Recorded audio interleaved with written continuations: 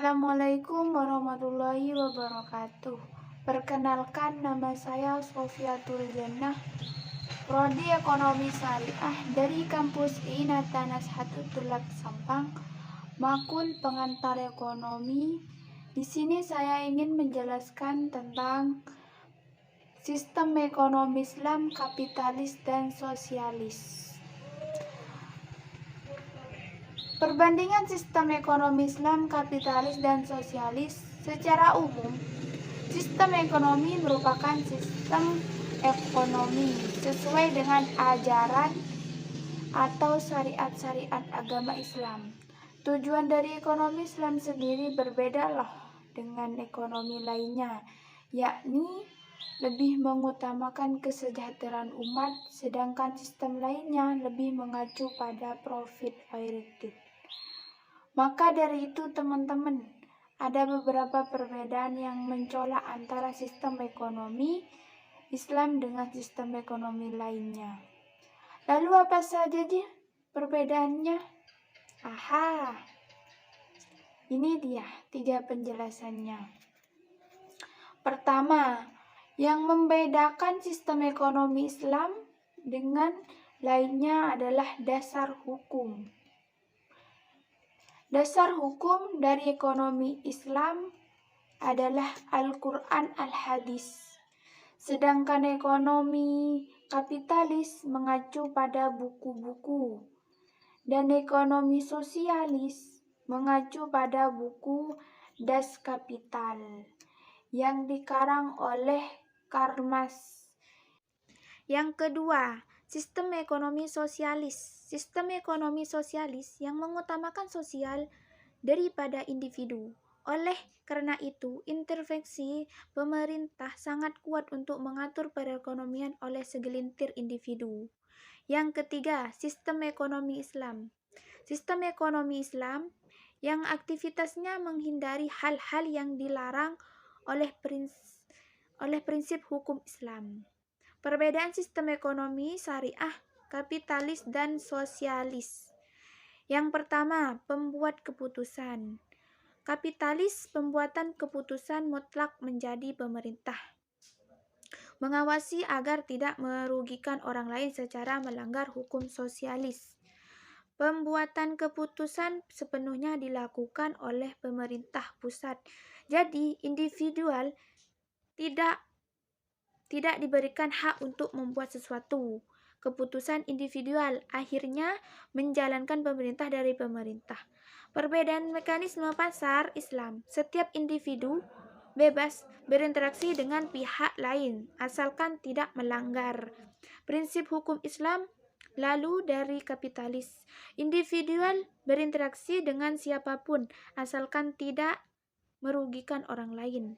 Pada sistem sosialis, individu tidak mempunyai kebebasan untuk bersaing dan segala penentuan berasal dari pemerintah. Pengertian bahwa harta tersebut adalah haknya sepenuhnya. Hal inilah yang sangat tidak diperbolehkan dalam Islam, karena akan menjadikan yang kaya semakin kaya, yang miskin menjadi miskin. Berbeda dalam ekonomi sosialis, mereka memiliki pandangan mengenai hak terhadap harta, bahwa hak tersebut sepenuhnya dimiliki oleh negara. Nah teman-teman, setelah kita mengetahui perbedaan dalam sistem ekonomi Islam dengan sistem ekonomi lainnya, ada juga nih beberapa hal yang teman-teman yang harus ketahui mengenai ekonomi Islam dalam ekonomi Islam. Ada beberapa akad-akad yang tujuannya untuk memberikan kejelasan dari suatu transaksi dan juga membantu sesama umat Islam, yang mana akad-akad ini tidak ada dalam ekonomi lainnya. Kira-kira apa saja sih akad tersebut? Baiklah, berikut penjelasannya. Yang pertama, kita membicarakan akad qor sebagai suatu akad pinjaman harta tanpa imbalan yang wajib dikembalikan dari sesuai jumlah pokok yang diterima pada waktu yang telah disepakati. Kemudian yang kedua adalah akad ariyah, yakni izin penggunaan barang yang dengan halal dimanfaatkan di mana barang tersebut tetap dengan wujudnya tanpa disertai dengan imbalan. Kemudian yang ketiga ada akad ran yang mengutamakan mengenai bentuk penahanan harta sebagai jaminan atau pinjaman.